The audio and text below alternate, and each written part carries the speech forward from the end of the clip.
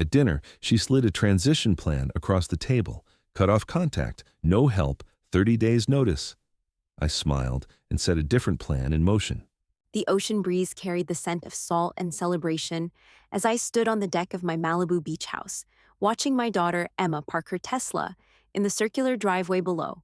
25 years of marriage to her mother, and today we were celebrating our silver anniversary in the place that had become our family sanctuary, the house that had witnessed countless birthdays, graduations, and holidays, the house where Emma had learned to swim in the infinity pool overlooking the Pacific, the house that, in just a few hours, would become the center of a betrayal so devastating it would change everything. Before we continue, please subscribe to the channel and let us know where you're listening in the comments. I adjusted my tie one more time, the same navy blue one I'd worn to Emma's college graduation 3 years ago. Sarah was in the kitchen putting finishing touches on the dinner she'd spent all day preparing, her grandmother's famous seafood risotto that Emma had always claimed was her favorite dish. The dining room table gleamed with our wedding china, crystal glasses catching the golden afternoon light streaming through floor-to-ceiling windows that cost more than most people's cars. Everything was perfect, or so I thought. Emma climbed the stone steps to our front door, and I couldn't help but smile at how much she looked like her mother at that age. Same auburn hair, same determined stride, same way of carrying herself like she owned whatever room she entered. At 23, she'd already landed a position at one of LA's most prestigious marketing firms, pulling down 6 figures while most of her college friends were still figuring out their lives. We'd raised her right, Sarah and I, given her every opportunity, every advantage money could provide. Private schools, summer camps in Europe, a BMW for her 16th birthday because she'd made honor roll. When she wanted to study abroad in London, we'd written the check without hesitation. When her sorority dues stretched into the thousands, we'd covered those too. When she needed a security deposit for her Beverly Hills apartment, the money appeared in her account before she'd even finished asking. That's what parents do, right? We sacrifice so our children can have better lives than we did. Dad! Emma's voice rang out as she stepped onto the deck, designer heels clicking against the imported Italian tile. She wore a black cocktail dress that probably cost more than my first car, her hair swept up in an elegant chignon that screamed expensive salon. The house looks incredible as always. I wrapped her in a hug, breathing in her familiar perfume mixed with something else. Something I couldn't quite identify. Nervousness, maybe, or guilt. Your mother's been cooking all day, I said, holding her at arm's length to get a good look at her. You know how she gets about these milestone celebrations. Emma's smile flickered for just a moment, so briefly I almost missed it. Where is Mom? Kitchen, naturally. You know she won't let the caterers handle the important stuff herself. We'd hired a full-service team for tonight's celebration. Nothing too elaborate, just family and a few close friends. Maybe 30 people total, but Sarah insisted on preparing Emma's favorite dishes personally. That was Sarah, always putting family first, always making sure every detail was perfect for the people she loved. Emma, sweetheart. Sarah appeared in the doorway, wiping her hands on a dish towel embroidered with tiny seashells. She looked radiant despite spending the day in the kitchen, her silver hair perfectly styled, wearing the emerald green dress I'd bought her for our anniversary. You look absolutely stunning. They embraced with the easy affection that had always made me proud of our family dynamic. Sarah had been an incredible mother, involved in every aspect of Emma's life without being overbearing. PTA president, soccer mom, the woman who never missed a school play or science fair. She'd given up her own career ambitions to focus on raising Emma, and she'd never once complained about the sacrifice. The risotto smells amazing, Emma said, but there was something forced about her enthusiasm. I've been craving it for weeks. Well, you'll have to wait a bit longer, Sarah laughed. Your father insisted on cocktails first. You know how he likes his traditions. It was true. I'd always been a creature of habit, someone who believed in doing things properly. Cocktail hour at 6, dinner at 7:30, toast with the champagne I'd been saving for this exact occasion. A 1998 Dom Perignon that had been aging in our wine cellar since Emma's high school graduation. I told Sarah we'd open it when something truly special happened. 25 years of marriage felt special enough. Actually, Emma said, her voice taking on a different tone, I need to talk to you both about something before everyone else arrives. Sarah and I exchanged glances. There was something in Emma's voice that made my chest tighten, with the first whisper of unease.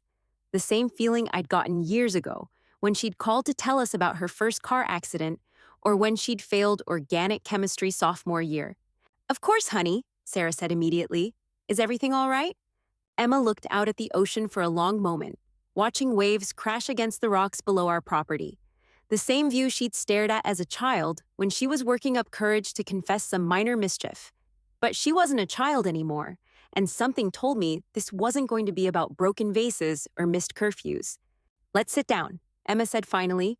We settled into the outdoor furniture arrangement I'd had custom designed for this deck. Italian leather cushions, teak frames that could withstand ocean air, everything positioned to take advantage of the million-dollar view. Sarah reached for my hand, a gesture so automatic after 25 years that I barely noticed it anymore.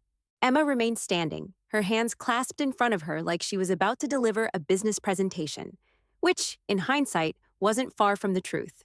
I need you both to know how much I appreciate everything you've done for me, she began, her voice taking on the practiced cadence of someone who'd rehearsed these words.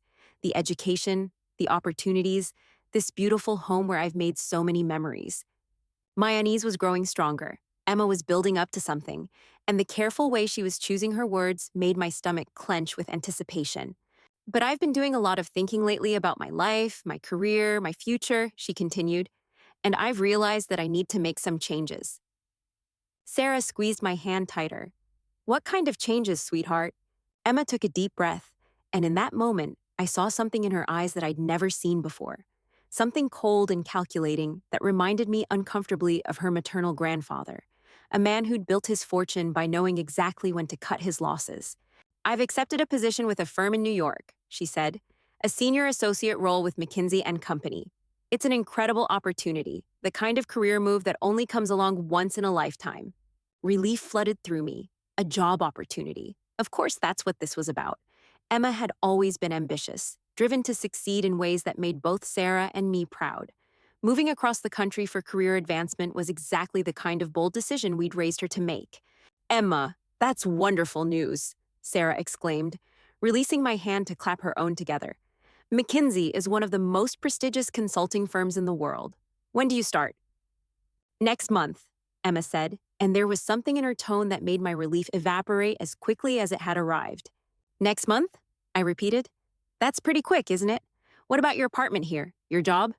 I've already given notice at the firm, Emma said matter-of-factly, and I'm breaking my lease. The opportunity was too good to pass up. Sarah was practically bouncing with excitement. We're so proud of you, honey. New York is going to be such an adventure, and we can visit all the time. Maybe get a little pied-à-terre in Manhattan, so we have somewhere to stay when we come see you. Emma's expression shifted almost imperceptibly, and that cold feeling in my stomach returned with interest. Actually, Emma said slowly, that's part of what I need to discuss with you both. This move, this new chapter in my life, it's going to require some significant changes in how we interact as a family. The words hung in the air like smoke from a fire I couldn't yet see. What do you mean? I asked, my voice carefully neutral. Emma looked directly at me, and for the first time in her 23 years of life, I felt like I was looking at a stranger. I mean that I think it's time for me to establish some healthy boundaries, she said. I love you both, but I've realized that our relationship has become somewhat codependent. The financial support, the constant check-ins, the expectation that I'll always be available for family events and celebrations. Sarah's face went pale. Codependent? Emma, we're your parents. Of course we want to be involved in your life. And that involvement has been wonderful, Emma said quickly, her tone taking on the patronizing quality of someone explaining something to a child. But I'm an adult now, and I need to learn to stand on my own 2 feet. This move to New York is my chance to build an independent life, free from the financial and emotional entanglements that have defined our relationship. Financial and emotional entanglements, 23 years of love, support, and sacrifice reduced to corporate buzzwords. I'm not sure I understand, I said carefully. Are you saying you don't want us to visit you in New York? I'm saying that I think we need to take a step back from the intensity of our current dynamic, Emma replied. No more monthly dinners, no more family vacations, no more emergency calls when something goes wrong in my life. I need space to figure out who I am when I'm not Emma whose parents solve all her problems. The words hit like physical blows. Sarah made a small sound of distress, her hand flying to her throat. Emma, I said, struggling to keep my voice steady, I think you might be overreacting. Moving to New York doesn't mean we have to cut ties completely. I'm not cutting ties, Emma said, but her tone suggested otherwise. I'm establishing boundaries, healthy boundaries that will allow me to grow as an independent adult. I looked at my daughter, this young woman Sarah and I had poured our hearts and souls into raising, and felt something crack inside my chest. The Emma I'd known, the little girl who used to climb into my lap and ask me to read just one more story, was gone. In her place stood this polished stranger speaking in therapy speak about boundaries and codependency.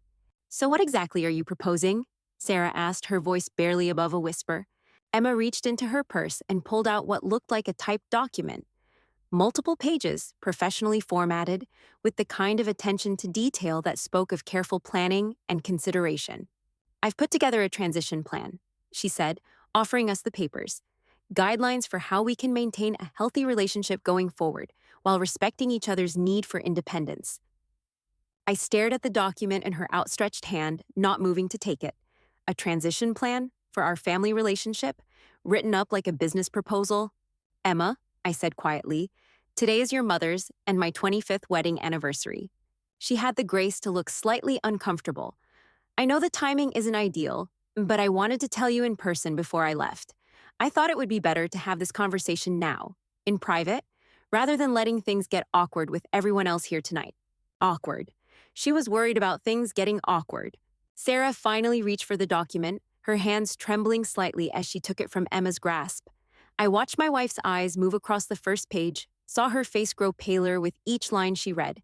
Emma, Sarah whispered, this says no unscheduled contact, no visits without 30 days advance notice, no financial assistance of any kind.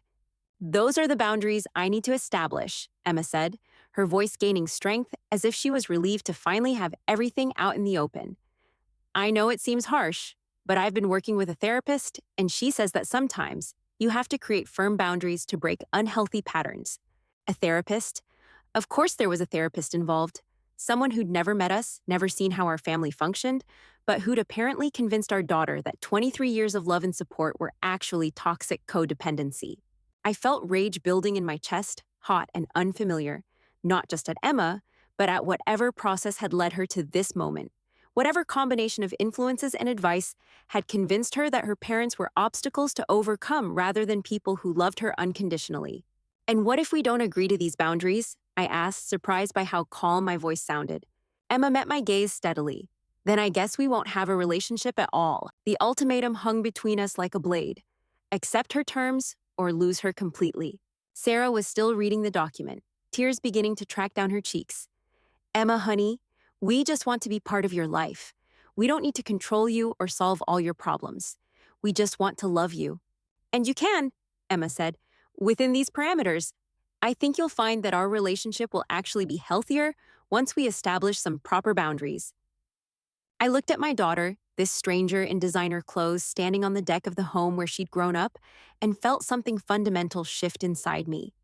The unconditional love I'd felt for her since the moment she was born was still there, but it was now mixed with something else, something darker and more complex. Disappointment, that was part of it, but there was more.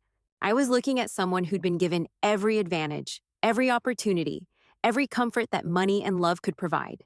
And her response was to hand us a typed document explaining why she needed to distance herself from the people who'd made it all possible.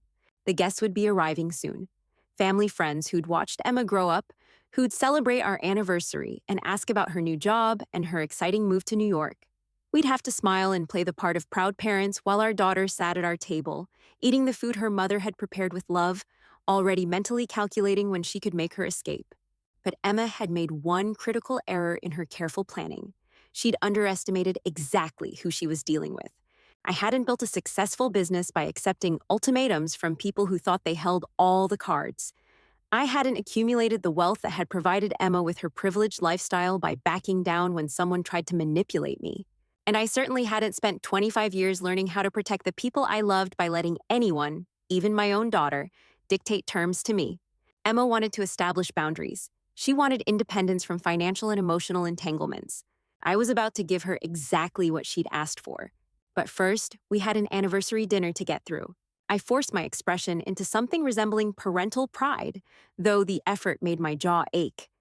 Well, I said, standing from my chair with deliberate calm, congratulations on the new position, Emma.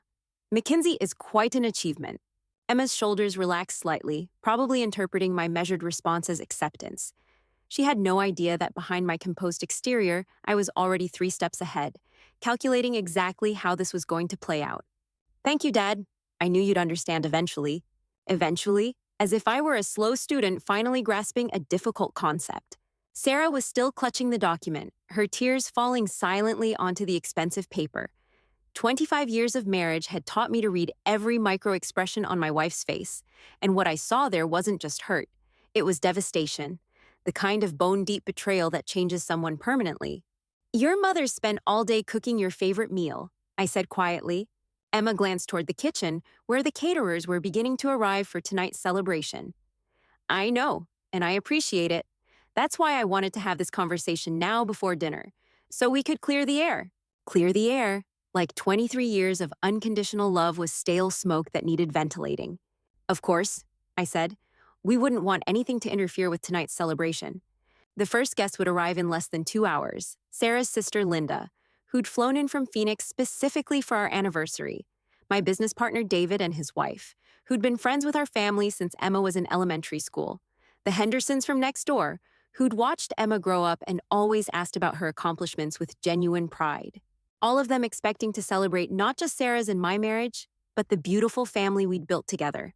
All of them unaware that our daughter had just handed us divorce papers for our relationship. I should probably go get ready, Emma said, checking her phone with the casual efficiency of someone who'd just completed an unpleasant but necessary task. What time did you say dinner was? 7:30, Sarah managed, her voice hoarse with suppressed emotion. Perfect. That gives me time to freshen up and maybe make a few calls about the New York move. She was already mentally checked out, already focused on her new life where we wouldn't exist except within the carefully controlled parameters she'd outlined in her transition plan. Emma disappeared into the house, her heels clicking against the hardwood floors with the same confident stride she'd inherited from her mother, leaving Sarah and me alone on the deck with the wreckage of our family celebration. Sarah looked up at me with red-rimmed eyes. Robert, what just happened? I sat back down beside her, taking her trembling hands in mine. The same hands that had held Emma as a newborn, that had packed countless school lunches, that had applauded at every recital and graduation. Our daughter just informed us that we're being downsized, I said. Sarah let out a sound that was half laugh, half sob. She's serious about this, isn't she? This isn't some phase or rebellion. She actually means to cut us out of her life. I looked out at the Pacific, watching waves crash against rocks that had stood there for millions of years. Constant, unchanging, weathering every storm that came their way. Emma thought she could reshape our family dynamic with a typed document and corporate buzzwords, but she'd forgotten something crucial about the people who'd raised her. We were survivors. She means it, I confirmed. At least she thinks she does right now. What are we going to do?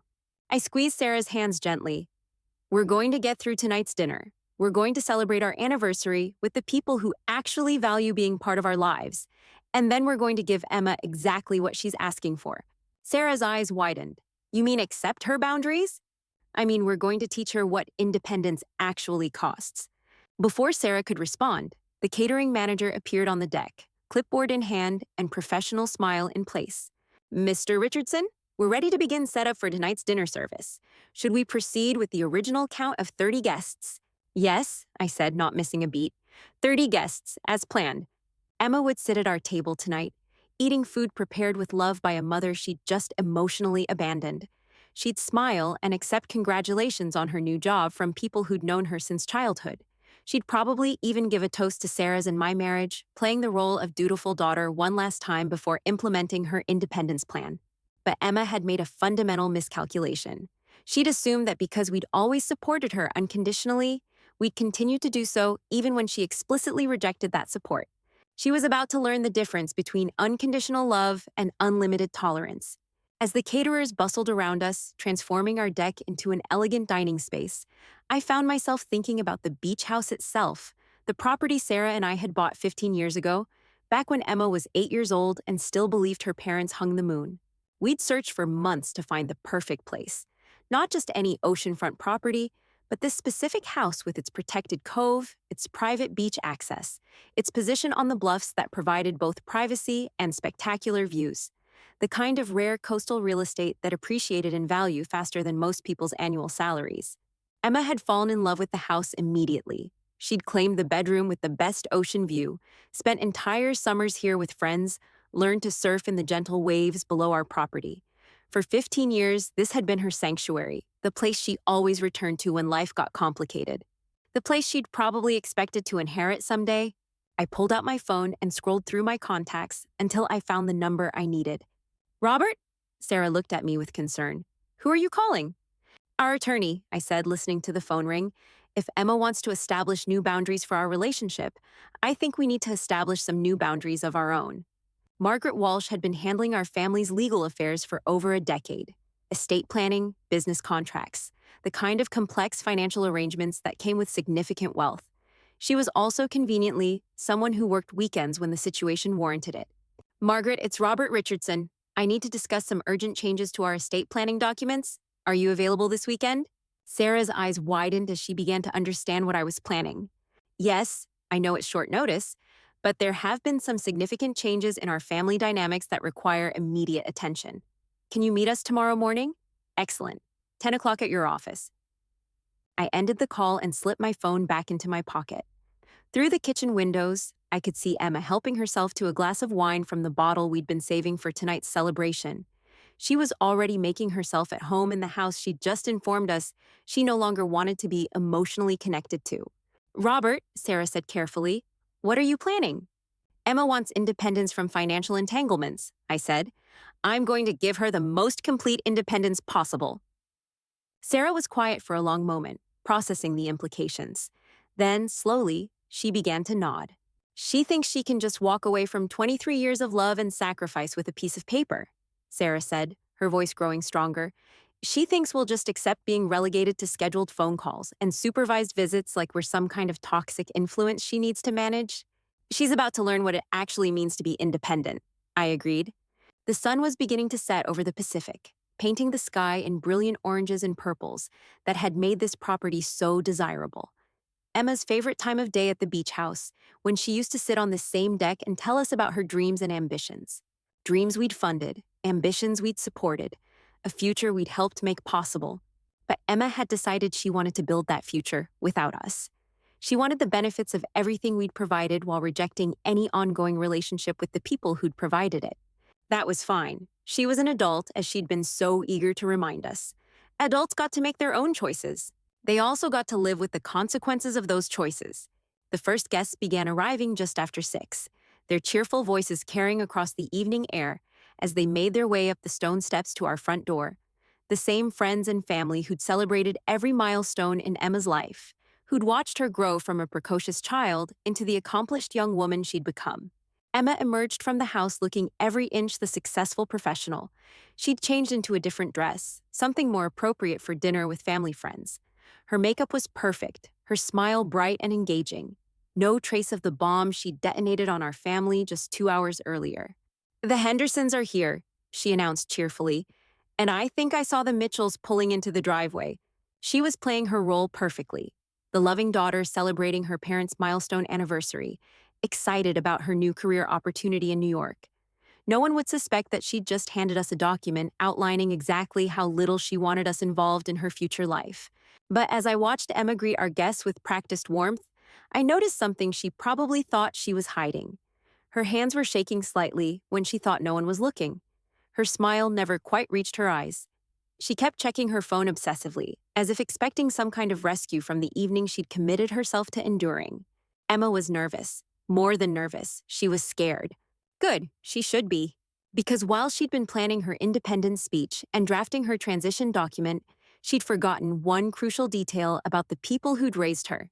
We hadn't built our wealth and success by being passive. We hadn't provided her with every advantage by being pushovers. And we certainly hadn't created the comfortable, privileged life she was so eager to distance herself from by accepting ultimatums from people who took our generosity for granted. Emma wanted to play hardball with her family relationships. She was about to discover that she'd inherited her competitive instincts from somewhere. And unlike her, we'd been playing this game a lot longer. The dinner proceeded exactly as these family gatherings always had, with one crucial difference. I found myself watching Emma with the detached fascination of someone observing a performance, noting every calculated gesture and rehearsed response. She laughed at David's jokes about golf, asked Linda about her grandchildren with apparent interest, and accepted compliments about her New York opportunity with just the right mixture of humility and pride. But I caught the moments when she thought no one was watching. The way her fork paused halfway to her mouth when Sarah mentioned how much we'd miss her, the slight tightening around her eyes when old family friend mentioned hoping we'd visit her in New York soon, the way she kept glancing at her watch as if mentally calculating how much longer she had to maintain this charade. Emma was performing the role of beloved daughter for an audience that had no idea the show was ending tonight. "So, Emma," said Carol Mitchell, Sarah's longtime book club friend, "your parents must be so proud. Mackenzie is incredibly prestigious. How did you manage to land such a competitive position?" Emma's smile brightened, but I noticed how she avoided looking directly at Sarah or me as she answered. "A lot of hard work and some lucky networking, I suppose. The interview process was intense, but I think my background in strategic analysis really helped set me apart." Her background in strategic analysis. No mention of the private university education that had cost us over $200,000. No reference to the unpaid internships she'd been able to afford because we covered her living expenses. No acknowledgement of the networking opportunities that had come through my business connections. Emma had rewritten her success story to exclude the people who'd made it possible. "And the salary must be incredible," added Tom Henderson, who'd known Emma since she was learning to ride a bike in our driveway. "Those consulting firms really take care of their people."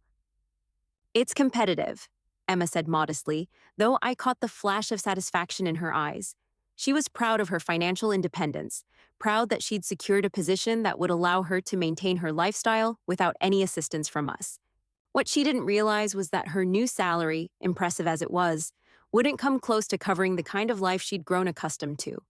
The Beverly Hills apartment, the luxury car payments, the designer clothes, the expensive vacations she posted about on social media, all of that had been subsidized by parents who'd never wanted their daughter to worry about money. Parents she'd just informed that their financial support was an unhealthy entanglement she needed to eliminate. "We always knew Emma would do something extraordinary," Sarah said quietly, her voice carrying only the slightest tremor that probably no one else would notice. "She's been remarkable since she was little."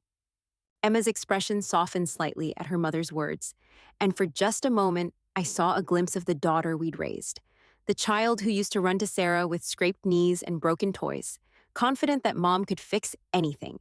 But the moment passed quickly, replaced by that same polished composure that had characterized her entire performance tonight.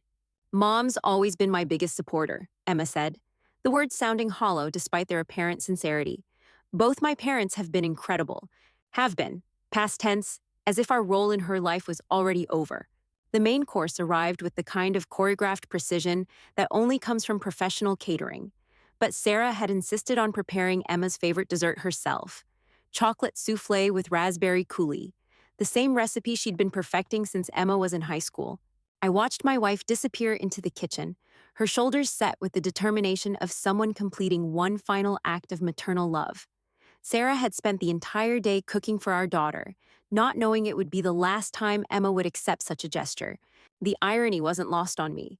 Emma was sitting at a table laden with food prepared by a mother she'd just emotionally abandoned, surrounded by people celebrating a marriage she'd decided was too codependent to maintain a healthy relationship with. "Robert," David said, pulling me back to the conversation, "Emma was just telling us about her apartment search in Manhattan. Sounds like quite an adventure." "I'm sure she'll figure it out," I replied evenly. Emma's always been resourceful.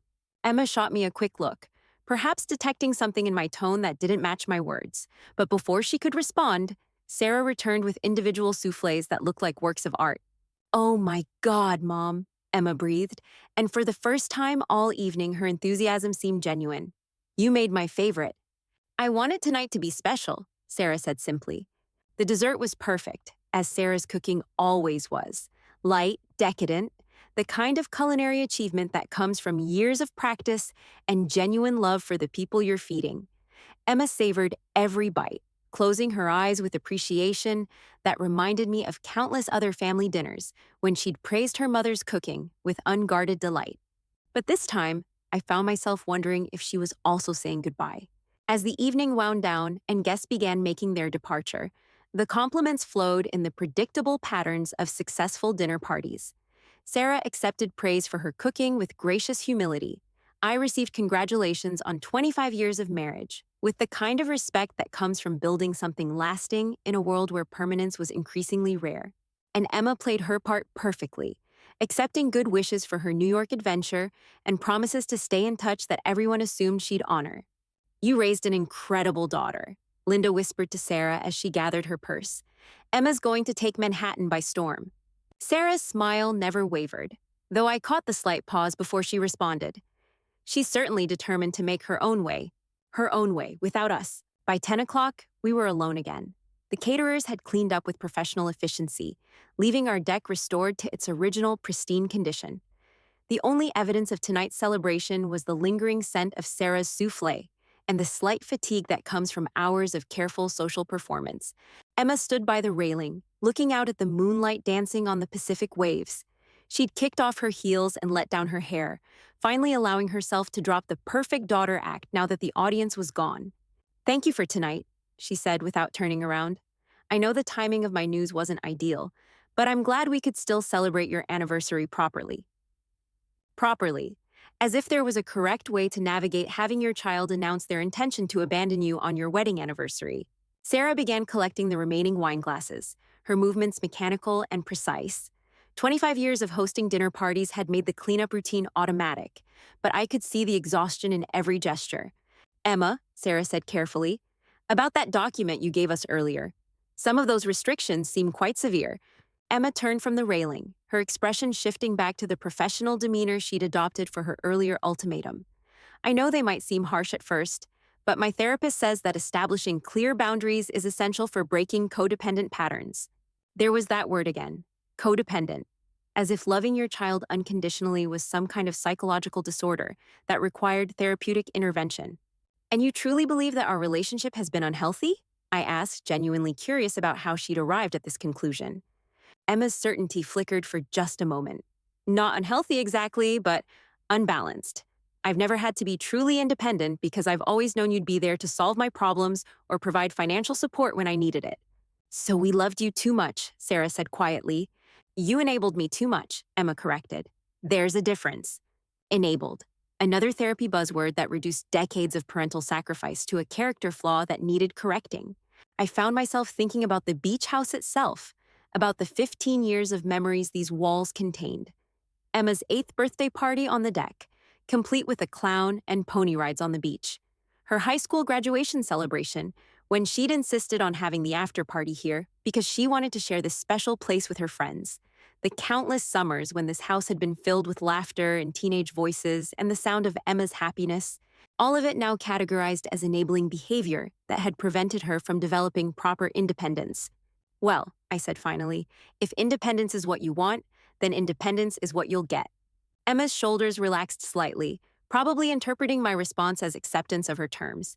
She had no way of knowing that I'd spent the last 4 hours mentally reviewing every legal document, every financial arrangement, every asset that connected our family together.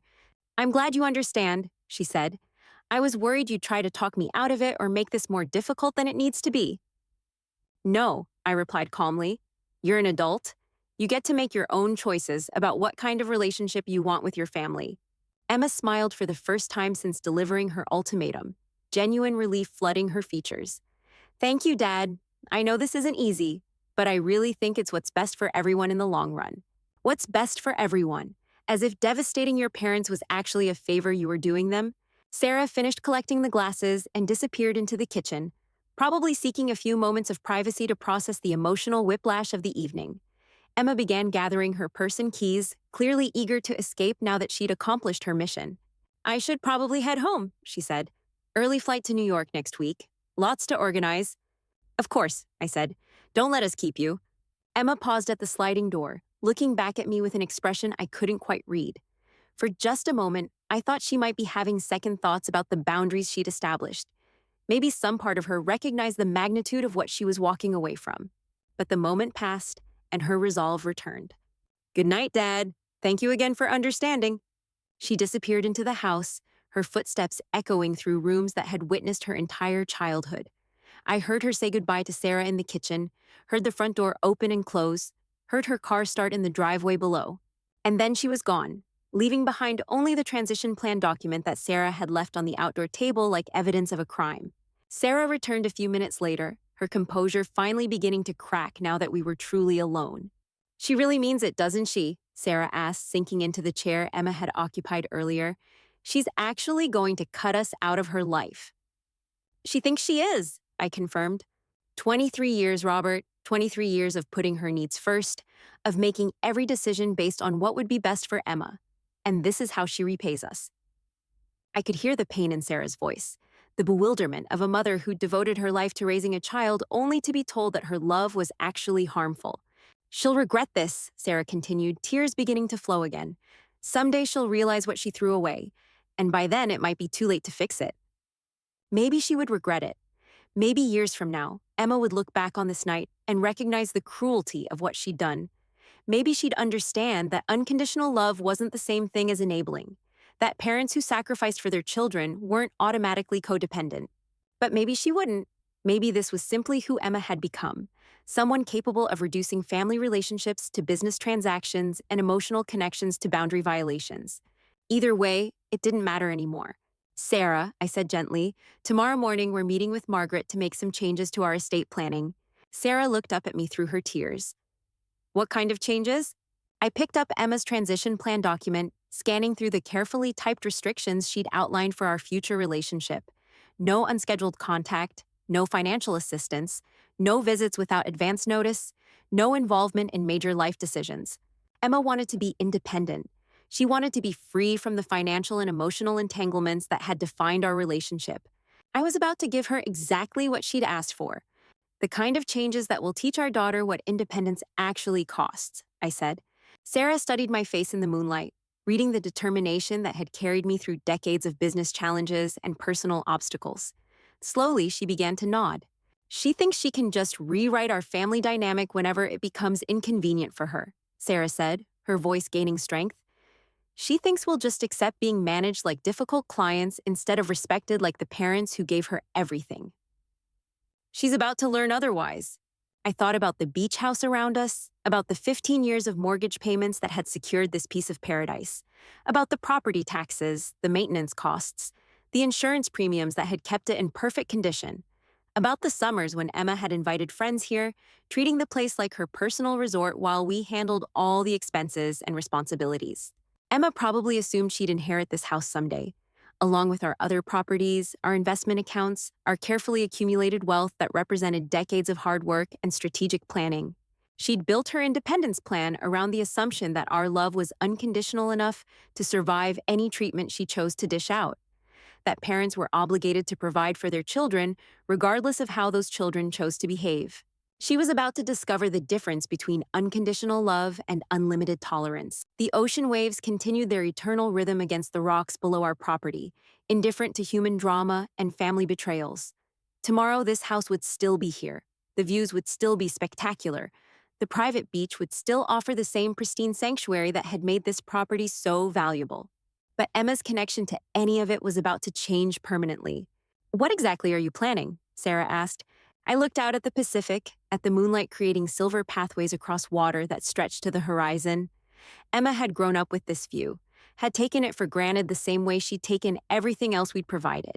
"I'm planning to give our daughter the most educational experience money can buy," I said. Sarah was quiet for a long moment, processing the implications. Then, slowly, she reached for my hand. "She chose this," Sarah said firmly. "We didn't force her to hand us that document or make those demands. She chose to treat us like obstacles to her happiness instead of people who loved her." "Yes," I agreed. "She did." The decision felt surprisingly peaceful once I'd made it. For months, I'd been watching Emma drift away from us, becoming more distant and critical with each visit.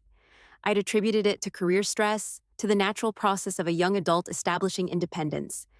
I'd never imagined that she was actually building a case against us, cataloging our love and support as evidence of dysfunction. But Emma had shown me exactly who she'd become tonight. Someone capable of devastating the people who'd sacrificed everything for her happiness. Someone who could reduce 23 years of unconditional love to therapeutic buzzwords and boundary violations. Someone who needed to learn that actions have consequences, even when those actions are directed toward people who love you. Especially then, I squeezed Sarah's hand and stood up from the table, feeling lighter than I had in months. The weight of trying to maintain a relationship with someone who no longer valued it was finally lifting from my shoulders.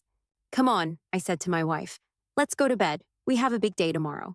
As we walked into the house together, I could already imagine the conversation with Margaret Walsh.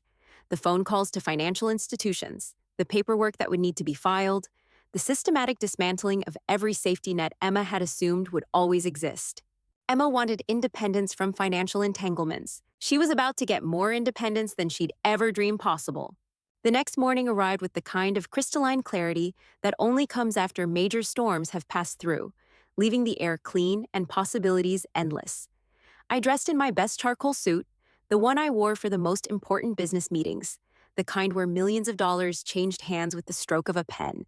Margaret Walsh's law office occupied the top floor of a downtown high-rise, all polished marble and floor-to-ceiling windows that offered commanding views of the city below, the kind of space that conveyed serious money and serious consequences, where wealthy families came to protect their legacies from ungrateful heirs and gold-digging relatives.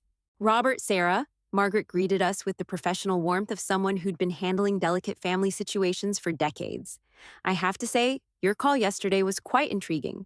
Estate planning changes on an anniversary weekend usually indicate some significant family developments. Significant is one way to put it, I replied, settling into the leather chair across from her mahogany desk. Sarah sat beside me, her posture perfectly composed despite the emotional devastation of the previous evening. Margaret opened a thick file folder that contained our current estate documents: wills, trusts, power of attorney designations, beneficiary arrangements that had been carefully structured to minimize tax implications while providing generously for Emma's future. Before we discuss changes, Margaret said, help me understand what's prompted this review. Is Emma experiencing any difficulties, health issues, substance abuse problems? Nothing like that, I said. Emma is perfectly healthy and successful. She's just decided that she no longer wants to maintain a relationship with her parents. Margaret's eyebrows rose slightly. In 30 years of family law practice, she'd seen every permutation of family dysfunction, but this scenario still caught her attention. She's moving to New York for work, Sarah added, her voice steady despite the pain I knew she was carrying. And she's informed us that our relationship has become too codependent.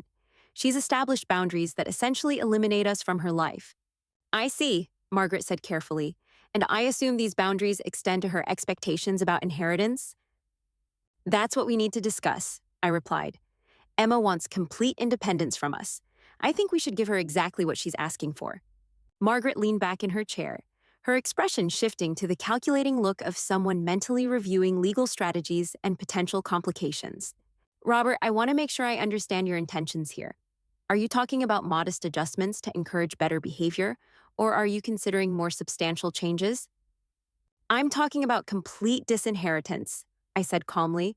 Emma wants to be free from financial entanglements with her parents. I want to ensure she gets that freedom permanently. The words hung in the air like smoke from expensive cigars.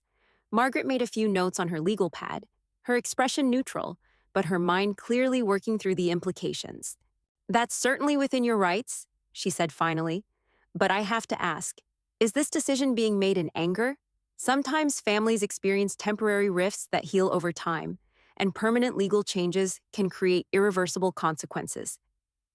This isn't anger, I said, though I could feel Sarah's surprise at my certainty. This is respect for Emma's explicitly stated wishes. She doesn't want our financial support or emotional involvement. I'm simply ensuring that her independence is complete and permanent. Margaret turned to Sarah.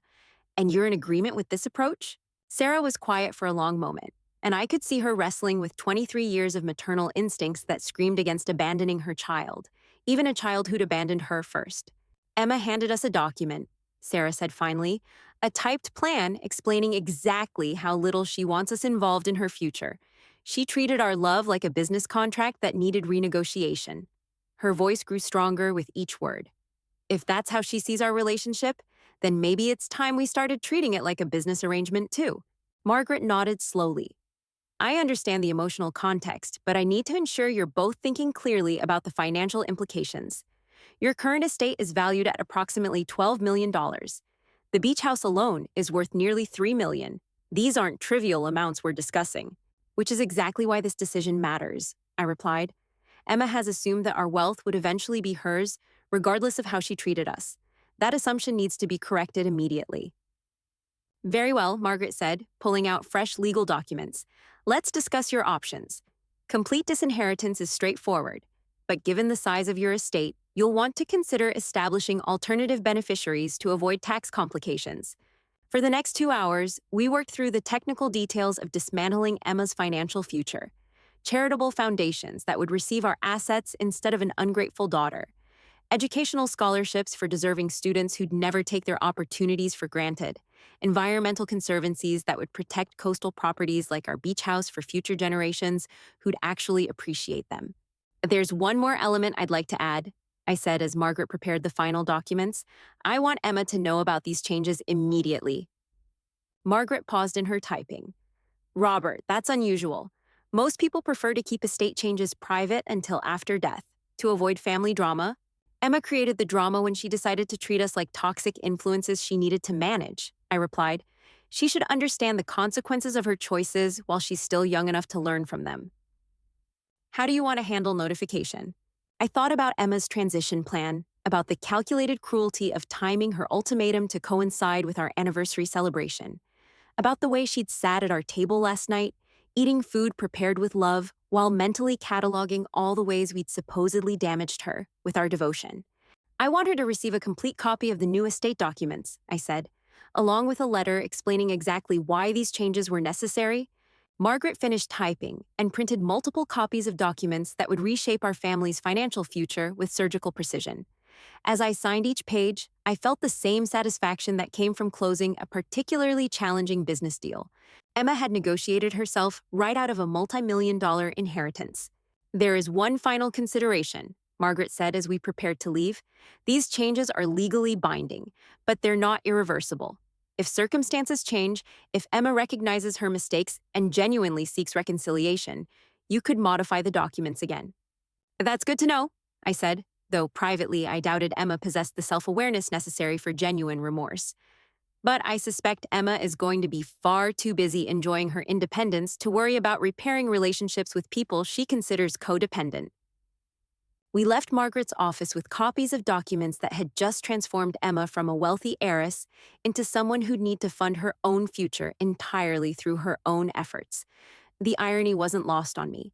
We'd given Emma the most valuable gift possible, the opportunity to discover what she was actually capable of when she couldn't rely on her parents' resources. How do you want to tell her? Sarah asked as we drove toward home. I don't want to tell her, I replied. I want to show her. That afternoon, while Sarah rested from the emotional exhaustion of the weekend, I sat in my home office composing the most important letter I'd ever written. Not a business proposal or contract negotiation, but a final communication with the daughter who decided we were obstacles to her happiness rather than people who devoted our lives to her success. Dear Emma, congratulations on your new position with McKinsey and your upcoming move to New York. As you requested, we're respecting your need for independence by making some adjustments to our family arrangements. Enclosed, you'll find copies of our updated estate planning documents. As you can see, we've taken your transition plan seriously and implemented some transitions of our own. Since you've determined that financial entanglements with your parents are unhealthy, we've eliminated those entanglements completely. The beach house you grew up loving will be donated to the California Coastal Conservancy, ensuring that future families can enjoy the same memories you once treasured there. Our investment portfolios will fund educational scholarships for students who understand the value of family support. Various charitable organizations will benefit from resources that might otherwise have created the kind of codependent relationships you've identified as problematic. You should know that these changes aren't made in anger, but in respect for your clearly stated wishes. You wanted independence from us, and independence requires accepting full responsibility for your own financial future. We're confident that someone with your intelligence and determination will thrive without the enabling behavior that apparently characterized our relationship. We wish you every success in New York and in building the independent life you've chosen. Since you've established that contact should be limited and scheduled, we won't burden you with unwanted communications. You know how to reach us if you ever decide that family relationships might be worth more than therapeutic buzzwords and boundary management. With love and respect for your autonomy, Mom and Dad. I printed the letter on our personal stationery, the elegant cream paper with our family monogram that Emma had always admired. Then I packaged everything together: the letter, the estate documents, the legal proof that Emma's inheritance had evaporated as completely as her commitment to family relationships. The overnight delivery service guaranteed arrival by noon the next day. Emma would be in her Beverly Hills apartment, probably packing for her move to New York, when she discovered that independence came with a price tag she'd never calculated. My phone started ringing at 12:47 p.m. Emma's name flashed on the caller ID, but I let it go to voicemail. Then it rang again and again. By 1:15, I'd received 6 missed calls and 3 text messages that grew increasingly frantic with each attempt. The first text was professional. "Dad, I think there's been some mistake with these documents. Please call me." The second showed cracks in her composure. "This can't be real. You can't just cut me out of everything because I asked for some space." The third revealed the panic that was probably just beginning to set in. "I need to talk to you immediately. This is insane." I turned off my phone and went to find Sarah, who was reading on the deck overlooking the Pacific, the same deck where Emma had delivered her ultimatum less than 48 hours earlier. "She got the package," I said. Sarah looked up from her book, and I saw something in her eyes I hadn't seen since Emma's childhood: a fierce maternal protectiveness that had nothing to do with enabling and everything to do with teaching consequences to someone who'd forgotten the difference between love and weakness. "Good," Sarah said firmly. "Let her panic for a while. Let her understand what it feels like to have someone you love make unilateral decisions about your future." My phone, even turned off, seemed to pulse with Emma's desperation from across the house. But for the first time in months, I felt completely at peace with the decision involving our daughter. Emma had taught us that family relationships were negotiable, that love could be restructured according to therapeutic theories and personal convenience. She'd shown us that 23 years of sacrifice could be dismissed as codependent enabling that required professional intervention. Now we were teaching her what happened when parents decided to apply the same standards to their own choices. Emma wanted to be independent. She wanted to be free from the financial entanglements that had apparently poisoned our relationship. She'd gotten exactly what she'd asked for, faster than she'd ever imagined possible. And judging by the increasingly desperate tone of her messages, she was beginning to understand that independence wasn't quite as appealing when it came without a multi-million-dollar safety net. The waves continued their eternal rhythm against the rocks below our property, indifferent to human drama and family reckonings. But for Sarah and me, sitting together in the home we'd built through decades of love and partnership, the sound felt like applause. Emma had gambled our family's future on her assumption that parents would always forgive, always provide, always love unconditionally, regardless of how they were treated. She'd just learned that unconditional love didn't mean unlimited tolerance. And sometimes, the most loving thing parents could do was teach their children that actions have consequences, even when those lessons came with a price tag measured in millions. If you like this story, please like this video, subscribe to the channel, and share your impressions of this story in the comments. To listen to the next story, click on the box on the left. Thank you for watching.